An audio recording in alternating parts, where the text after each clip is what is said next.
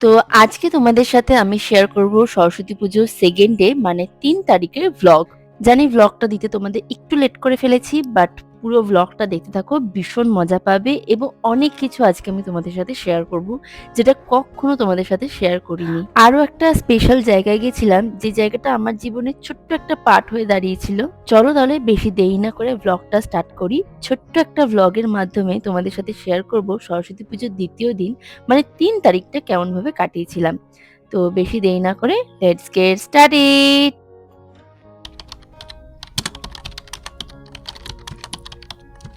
So hello everyone, welcome back to my channel, myself Kasturi and welcome back to another exciting vlog. Saraswati পুজোর ২য় দিন মানে ৩ তারিখ আমি রেডি হব বলে সব সাজার জিনিসগুলো নিয়ে নিয়েছি। সেই দিনকে ভেবেছিলাম এই রানী পিঙ্ক কালারের শাড়িটা পরবো আর তার সাথে এই পুঁতি দেওয়া চোকারটা পরবো যেটা আমি ফ্লিপকার্ট থেকে কিনেছি।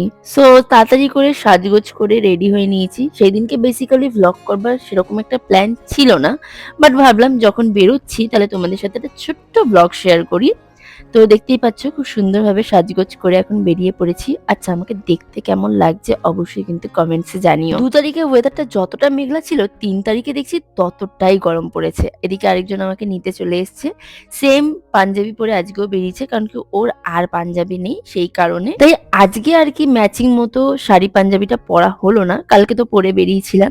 তো ফার্স্টেই বাড়ি থেকে বেরিয়ে চলে এসেছিলাম আমাদের স্কুল মানে চন্দননগর বঙ্গবিদ্যালয় স্কুলে। এই স্কুলে আজকে যখন ঢুকছিলাম সেই প্রথম দিনকার কথা মনে পড়ে যাচ্ছিল।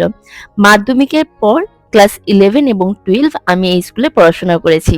আর ঠিক সেই সময়তেই কিন্তু আমার আর ওর গল্প শুরু হয়। মানে এই স্কুলটা সম্পূর্ণ ছেলেদের, বাট 11-12 হচ্ছে কোয়েট। তাই একসাথে স্কুলে পড়ার সূত্রেই কিন্তু আমাদের আলাপ পরিচয়টা হয়েছিল। তোমাদের সাথে আমাদের ভালোবাসার গল্প এখনো শেয়ার করে উঠতে পারিনি, বাট ভবিষ্যতে ইচ্ছা আছে তোমাদের সাথে শেয়ার করব। এখানে আমরা গল্প করছিলাম যে কোন জায়গায় আগে আমরা বসে আড্ডা মারতাম, গোটা স্কুলটাকে ঘুরে ঘুরে দেখছিলাম আর সেই পুরোনো দিনের কথাগুলো মনে পড়ে যাচ্ছিল। স্কুলের গেট যেহেতু খোলা ছিল তাই ভেতরে ঢুকে যেতেই পারতাম, বাট আমাদের আর ইচ্ছা করছিল না ওপরে যেতে, তাই জন্য আর কি যাই। সরস্বতী পুজো মানেই বাঙালিদের ভ্যালেন্টাইন্স ডে, আর এই দিনকে স্কুল জীবনের পুরনো প্রেমের জায়গায় যদি না যাই তাহলে কেমনই লাগে বলো। তাই প্রত্যেক বছর সরস্বতী পুজো আর যাই হোক না কেন আমরা একবার না একবার স্কুলে ঠিক আসি। আর এখানে আমরা গল্প করছিলাম যে কোন ক্লাসরুমে আমরা একসাথে বসতাম। আমি এই জানলার ধারে বসতাম আর ঠিক আমার পেছনে ও বসতো।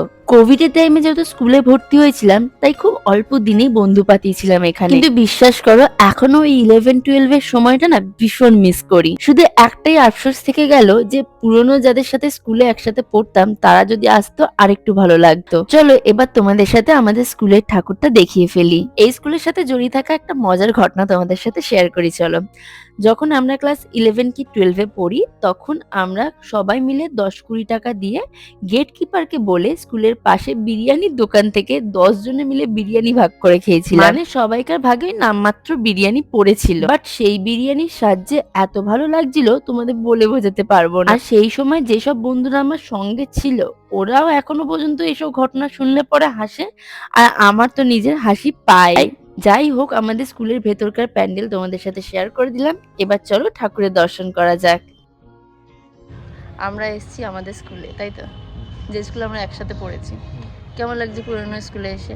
আমি ওকে বলেছিলাম পুরনো স্কুলে এসে কেমন লাগছে, শুধু বললো ভালো লাগছে, আর ওর কোনো উত্তর নেই। যাই হোক, এই ছিল আমাদের স্কুল যেখানে আমরা 2 বছর একসাথে পড়াশোনা করেছি আর সেখান থেকে আমাদের গল্প শুরু হয়েছিল, যেটা স্কুল জীবনের মেমোরেবল একটা ঘটনা। না, আমরা এখন স্কুলে এসেছি, এখান থেকে হয়তো কলেজ যাবো, জানি না, দেখি কি করি। আমি যেহেতু ছেলেদের স্কুলে পড়তাম, এই যে আমাদের ছেলেদের স্কুলটা আছে ঠিক তার পাশেই একটা মেয়েদের স্কুল আছে, একদম জাস্ট একটা গলির দূরত্ব। বুঝতেই পারছো যে ছেলেদের স্কুলের পাশে মেয়েদের স্কুল থাকলে কি হতে পারে। তো আলাদাভাবে সেটা বুঝিয়ে বলবার কিছু নেই। স্কুল থেকে বেরিয়ে এখন আমরা চলে যাচ্ছি স্ট্যান্ডের উদ্দেশ্যে। আর কালকে যেটা ভিড় দেখছিলাম স্ট্যান্ডে, ঠিক তার থেকেও দ্বিগুণ ভিড় ছিল আজকে স্ট্যান্ডে। তাই মনে মনে ভাবছিলাম বন্ধুদের সাথে কালকে বেরিয়ে একটা ভালো কাজই করেছি।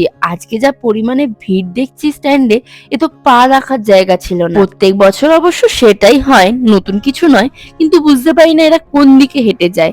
একবার এই মাথা থেকে ও মাথা, আর একবার ও মাথা থেকে এ মাথা, সবাই হাঁটছে। তাই আমিও ভাবলাম তাদের সাথে তাল মিলিয়ে একটু ঘুরেই আসা যাক। এরপর রানীঘাটে আসা মাত্র এত সুন্দর মুখে রোদ পড়ছিল, বেশ ভালোই লাগছিল ভিডিওটা করতে। তাই ওকে বললাম কয়েকটা ফটো এবং ভিডিও তুলে দে। আজকে আমার শাড়ি পরার মেন কারণটা ছিল যে একটা ভিডিও শুট করব বলে। তোমরা আমার শাড়ি পরা ভিডিওগুলোতে এত ভালোবাসা দাও যে ভাবলাম দুই একটা ফটো ভিডিও তো শুট করা যেতেই পারে। নর্মাল দিনে যদি আমি শাড়ি পরে এরকম ভাবে সুন্দরভাবে সাজুগুজু করে বেরোই, সবাই আমাকে পাগল মনে করবে। তাই ভাবলাম সরস্বতী পুজো যেহেতু এবারে দুটো দিনে পড়েছে, আমি দুদিনই সাজবো। আর তোমরা যারা এতদিনে আমাকে ফলো করো তারা তো জানবেই যে আমি সাজতে কতটা পছন্দ করি। তাই একটু সাজুগুজু করে ফটো তোলা তো বানতেই হে, যেহেতু শাড়ি পরে এসেছি এত সুন্দর। দাঁড়াও দাঁড়াও, আবার তোমরা শাড়ি কিংবা ব্লাউজের লিঙ্ক প্লিজ আমার কাছে চেও না, কারণ কি সবটাই অফলাইনে কেনা। আমরা তো এখানে ঘুরতে এসেছি, তার সাথে এই খুদে খুদে বাচ্চাগুলো দেখো আমাদেরকে দেখবার জন্য বসে আছে কিরকম ভাবে। ভীষণ কিউট লাগছিল এই খুদে খুদে বাচ্চাগুলোকে আদর করতে। দেন তারপর বেশ অনেকগুলো ফটো এবং ভিডিও করে নিয়েছি, যা তোমরা ইনস্টাগ্রাম এবং ফেসবুক প্রোফাইলে আমার দেখে নেবে। আচ্ছা, তোমরা সরস্বতী পূজা কেমন ভাবে কাটালে অবশ্যই কিন্তু কমেন্টসে জানিও। এখানে শুধু আমি একা ফটো ভিডিও করতে ব্যস্ত নেই, এখানে আরো অনেক মানুষ দেখতে পাচ্ছ দাঁড়িয়ে দাঁড়িয়ে ফটো ভিডিও করছে। গঙ্গার ঘাটে বসে সবাইকার সাথে আড্ডা মারবার মজাটাই আলাদা ছিল। আমরা বেরিয়েছিলাম দুপুর দুপুর করে, এখন প্রায় বিকেল হয়ে গেছে। দেন তারপর আমরা আবার হাঁটতে আরম্ভ করে দিই, আর একটু ভালো জায়গা খুঁজছিলাম যেখানে একটু ফটোটা ভালো আসবে, মানে ব্যাকগ্রাউন্ডে কেউ আসবে না, নিজের মতো করে ফটো তুলতে পারবো। বাট একটা ভালো জায়গা পেয়েও গেছিলাম কপাল করে, আর সেখানে দাঁড়িয়ে এই দুটো ফটো তুলেছি।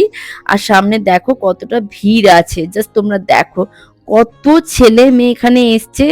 আর এখানে অনেক খাবারের দোকানও সেদিন বসছিল, তাই আমি কলেজের পাশেই একটা ফুচকার দোকান বসছিল, আমি সেখানেই চলে গেছিলাম ফুচকা খেতে। মাত্র 10 টাকায় 4টে ফুচকা খেয়েছিলাম, বিশ্বাস করো ভীষণ মনটা খারাপ হয়ে গেছিল যে এত দাম কেন হয়ে গেল ফুচকার। বাট ঠিক আছে, ফুচকা যারা খেতে ভালোবাসে তাদের কাছে কোনো ব্যাপারই নয়। ভাবলাম তাহলে এখান থেকে দাঁড়িয়ে দাঁড়িয়ে ফুচকাটা খেয়ে নিই। মেকিং 10 টাকা করে 10 টাকা 4টে ফুচকা খাবো, 4 টাকা 10 টাকা খুচরো আছে? না, 10 টাকা খুচরো নেই। মানে 10 টাকা কাকু আমাদের খুচরো দেবে না, মানে 50 টাকা আমরা বলেছিলাম দেবো, কিন্তু উনি বলেন না 10 টাকা খুচরো দিলেই একমাত্র হবে। মানে এত চালাকি কাকু আমাদের সাথে করছিল। বাট আমরাও তো চালাকি কম করবো না, তাই বললাম অনলাইন করে দেবো। মাত্র 10 টাকা আমি অনলাইনে এরকম মাঝে মধ্যে করতে হয় যখন খুচরো থাকে না। খেলাম 10 টাকার, 10 টাকা মাত্র 4খানা ফুচকা খেয়ে এখন আমরা এখান থেকে বেরোচ্ছি। 10 টাকায় মাত্র 4খানা ফুচকা খেয়ে মন না ভরাতে মেহেকে চলে গেছিলাম। চন্দননগরের ব্যারাকপুর স্টাইলে বিরিয়ানি একমাত্র মেহেক খুব ভালো বানায় এবং চিকেনের পিসটাও খুব ভালো দেয়। আমি এখানকার চিকেন মাটন দুটো বিরিয়ানি ট্রাই করেছিলাম, বাট আজকে আমি নিচ্ছি চিকেন বিরিয়ানি। তো আমি এখানে বিরিয়ানিটা প্যাক করিয়ে নিয়েছি, কারণ কি এখানে কোথাও খাওয়ার জায়গা, বসার জায়গা ছিল না, তাই জন্য বাধ্য হয়ে প্যাক করিয়ে নিয়েছি। বাড়িতে গিয়ে শান্তি মনে বিরিয়ানি খাবো।